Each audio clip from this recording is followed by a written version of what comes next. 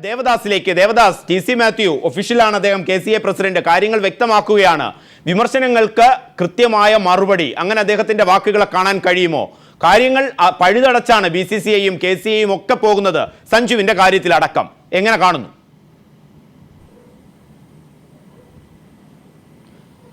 ഇതെല്ലാം എന്താ പറയുക, പുറത്തുനിന്നുള്ള ആള് ഈ KCA ഒഫീഷ്യൽസിനെല്ലാം പഠിപ്പിക്കേണ്ട പോലെ പറയേണ്ടി വരുന്നത്. എന്താ പറയുക, ഈ ഫ്യൂച്ചർ ടൂർ പ്രോഗ്രാം എന്നല്ലേ പറഞ്ഞത്, അതെന്ന് പറഞ്ഞാൽ ബൈലാറ്ററലിലാണ്.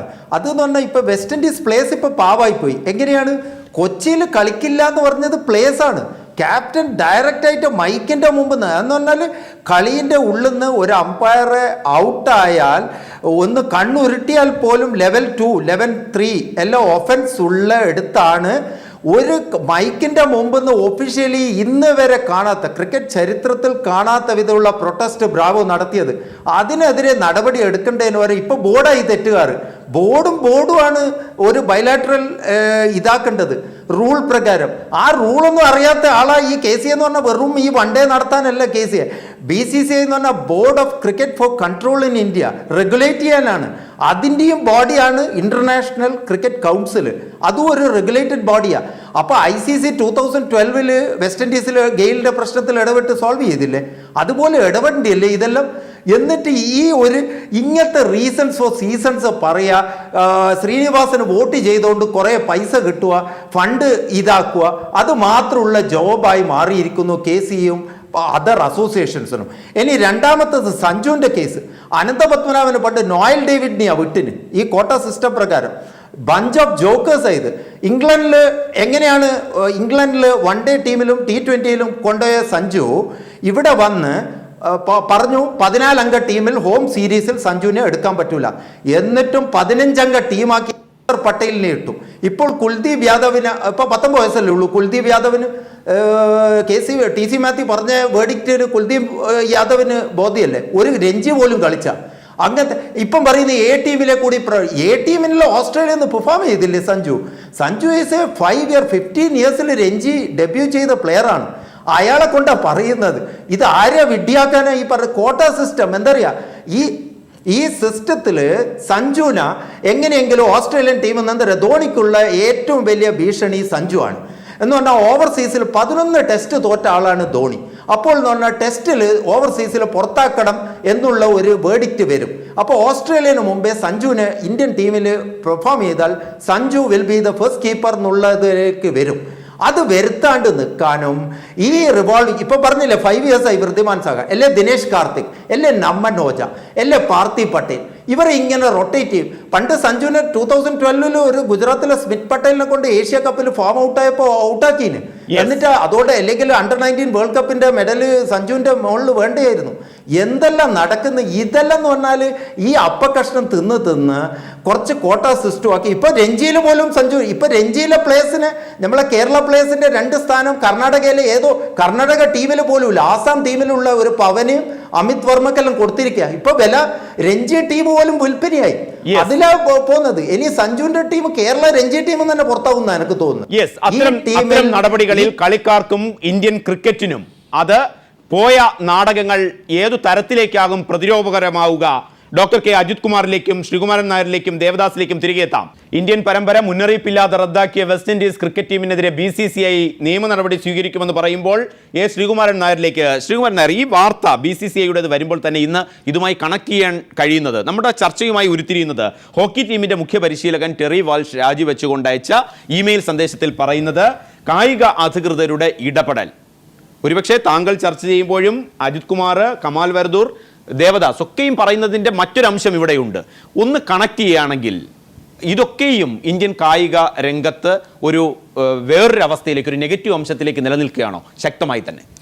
പ്രദീപ്, ഒരു കാര്യം ആദ്യമേ പറയാം. ഹോക്കി എന്തുകൊണ്ട് തളർന്നു? അതിന് വ്യക്തമായ ഉത്തരമാണ് ശ്രീ ടെറി വാൾഷ് ഇവിടെ തന്നിരിക്കുന്നത്. അതായത് ഒരു കാലത്ത് ഹോക്കിയിൽ നമ്മൾ മുടിച്ചൂടാമന്നന്മാരായിരുന്നു, അല്ലെങ്കിൽ നമ്മൾ കഴിഞ്ഞേ ഉള്ളൂ ഹോക്കിയിൽ. ഇന്നിപ്പോൾ കബഡിയിൽ നമ്മളങ്ങനെയാണ്, അതുപോലെയായിരുന്നു ഹോക്കിയിലും. അങ്ങനെ ഉള്ള ഒരു സ്ഥലത്ത് നിന്ന് ഹോക്കി അധപ്പതിക്കാൻ കാരണം എന്താണെന്ന് ഇപ്പോൾ ടെറി വാൾഷ് വേണ്ടി വന്നു അത് പറഞ്ഞു തരാൻ. അതാണ് അധികൃതരുടെ ഇടപെടൽ. ഇന്ന് നമ്മളെല്ലാം സംസാരിക്കുന്നല്ലോ സഞ്ജു സാംസനെ കുറിച്ച്. നമ്മളെല്ലാം സംസാരിക്കുന്നല്ലോ ശ്രീശാന്തിൻ്റെ നടപടിയെക്കുറിച്ച്. ഇവിടെ അധികൃതർ ഇടപെട്ടിട്ടുണ്ടോ എന്നന്വേഷിക്കണ്ടേ? യെസ്, ഡോക്ടർ കെ അജിത് കുമാറിലേക്ക് ആ ചോദ്യം താങ്കളിലേക്ക് വരികയാണ്. നേരത്തെ TC മാത്യു പറഞ്ഞു, അതോടൊപ്പം ഒരു മുൻ ഒഫീഷ്യലാണ്. ടെറി വാൽഷിന്റെ രാജി അടക്കം ശ്രീകുമാരൻ നായരുടെ ചോദ്യം ഏതു തരത്തിലായിരിക്കും ഒരു ഒഫീഷ്യൽ എന്നുള്ള രീതിയിൽ ഡോക്ടർ കെ അജിത് കുമാർ കാണുക?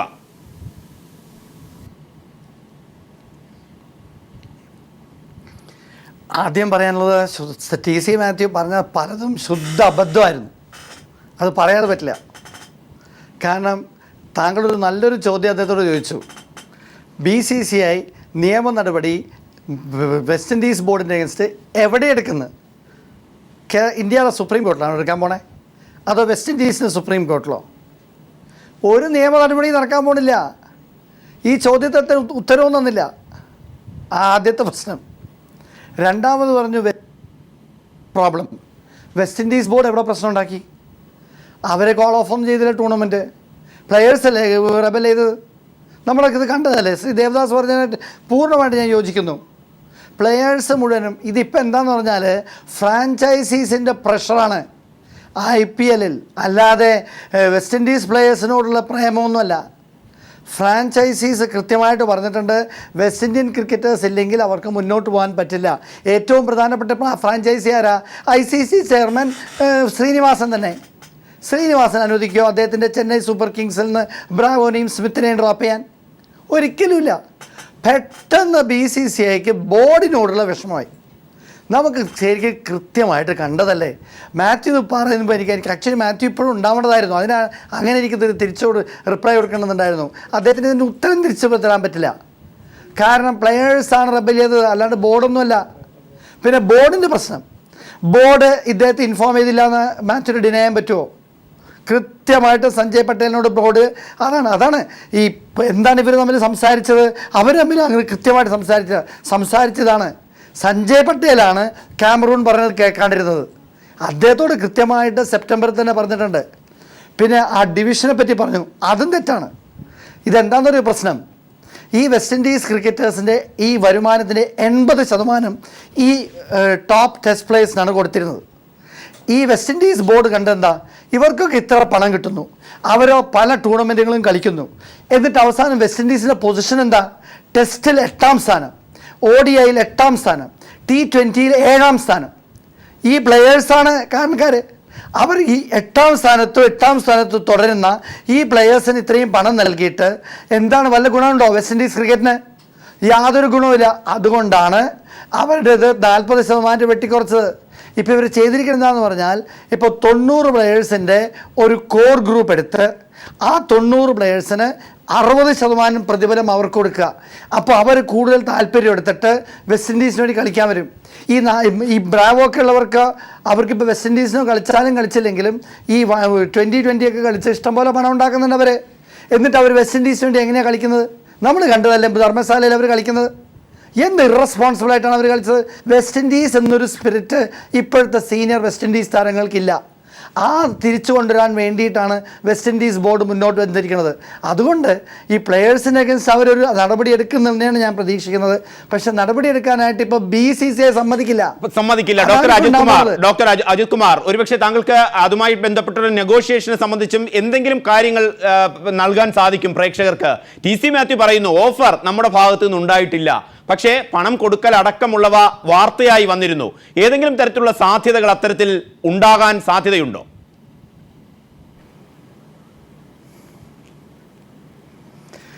വെസ്റ്റ് ഇൻഡീസ് ക്രിക്കറ്റേഴ്സിന് പണമാണ് വേണ്ടത്, സംശയിക്കേണ്ട. പണത്തിൻ്റെ പ്രശ്നത്തിൽ അവരിപ്പോൾ കളിക്കാതിരിക്കണത്. അവർക്ക് കിട്ടേണ്ട 40% പണം പുതിയ കളിക്കാർക്ക് കൊടുക്കാനായിട്ടുള്ളൊരു ശ്രമം നടന്നതുകൊണ്ടല്ലേ, അവർക്ക് കിട്ടേണ്ട വരുമാനം പകുതിയായിട്ട് കുറഞ്ഞതുകൊണ്ടല്ലേ അവർ ഈ പ്രക്ഷോഭണം ഉണ്ടാക്കിയത്.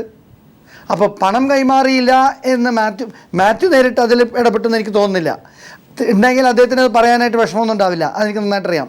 ബോർഡ് എന്താണ് ചെയ്തിരിക്കുന്നതെന്ന് പറഞ്ഞുകൂടാ. വേറൊരു വശം ഞാൻ കേട്ടു അതിൻ്റെ ഇടയ്ക്ക്.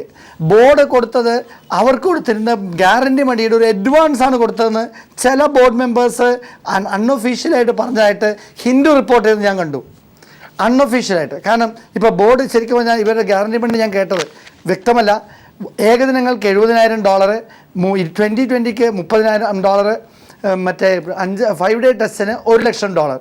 അങ്ങനെയായിരുന്നു ഇപ്പോഴത്തെ ഗ്യാരണ്ടി മണി എന്നാണ് ഞാൻ അറിഞ്ഞത്. അത്തരത്തിൽ അറിവുകൾ വരുമ്പോൾ ഡോക്ടർ കെ അജിത് കുമാർ, സഞ്ജുവിന്റെ കാര്യത്തിലും TC മാത്യു ന്യായീകരണം നൽകിയിട്ടുണ്ടായിരുന്നു. വളരെ ചുരുക്കി ഏതു തരത്തിൽ പ്രതികരിക്കും?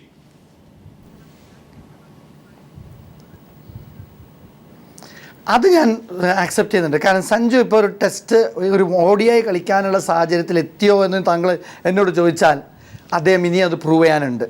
എന്നാൽ വൃദ്ധിമാൻ സാഹ അത് പ്രൂവ് ചെയ്തിട്ടുമുണ്ട്. കാരണം വൃദ്ധിമാൻ സാഹയെക്കുറിച്ച് നല്ല അഭിപ്രായമുള്ള ഒരു വ്യക്തിയാണ് ഞാൻ. കാരണം വൃദ്ധിമാൻ സാഹ IPL ഫൈനലിൽ സെഞ്ചുറി എടുത്ത ഒരാളാണ്. അത് നമുക്ക് മറക്കാൻ പറ്റില്ല. അദ്ദേഹത്തിന് ശരിക്കും ചാൻസുകൾ കൊടുത്തിട്ടുമില്ല. കിട്ടിയ ചാൻസ് അദ്ദേഹം നന്നായിട്ട് ഉപയോഗിച്ചിട്ടുണ്ട്. പക്ഷേ പ്രശ്നം എന്താ, അദ്ദേഹത്തിന് ആകെ ഒരു ചാൻസ് കിട്ടും. അപ്പോഴേക്കും എന്തോറ്റും ദിനേശ് കാർത്തിക് വരും, അല്ലെങ്കിൽ ശ്രീ ദേവദാസ് പറഞ്ഞ കറക്റ്റാണ്, ഇങ്ങനെ മാറിക്കൊണ്ടിരിക്കും. മനോജ വരും. ശരിക്കും വൃദ്ധിമാൻ സാഹയെ ഒന്ന് നമ്മൾ ശരിക്കും പരീക്ഷിച്ച് നോക്കിയിട്ടില്ല. ഒരു കാര്യം ഡെഫിനറ്റാണ്, അദ്ദേഹം കിട്ടിയ ചാൻസുകൾ വളരെ നന്നായിട്ട് ഉപയോഗിച്ചു എന്നുള്ള സംശയമുണ്ടോ? ഈ ചാമ്പ്യൻസ് ട്രോഫിയിൽ തന്നെ എന്ത് ഉജ്ജ്വലമായിട്ടാണ് അദ്ദേഹം വിക്കറ്റ് കീപ്പ് ചെയ്തത്. ഉജ്ജ്വല പെർഫോമൻസ് ആയിരുന്നില്ലേ വൃദ്ധിമാൻ സാഹയുടെ? പ്രധാനപ്പെട്ട കിങ്സ് 7 സെമിഫൈനലിൽ എത്താനുള്ള ഒരു പ്രധാനപ്പെട്ട ഘടകം വൃദ്ധിമാൻ സാഹയായിരുന്നല്ലേ? വളരെ നന്ദി കമാൽ വരദൂർ, അതോടെ ഡോക്ടർ കെ അജിത് കുമാർ, ശ്രീകുമാരൻ നായർ, ദേവദാസ്. സമയപരിമിതി, ഇടവേളയ്ക്ക് ശേഷം ആർട്ട് കഫേയുമായി ധന്യ. അതിനു മുമ്പ് പ്രധാന വാർത്തകൾ.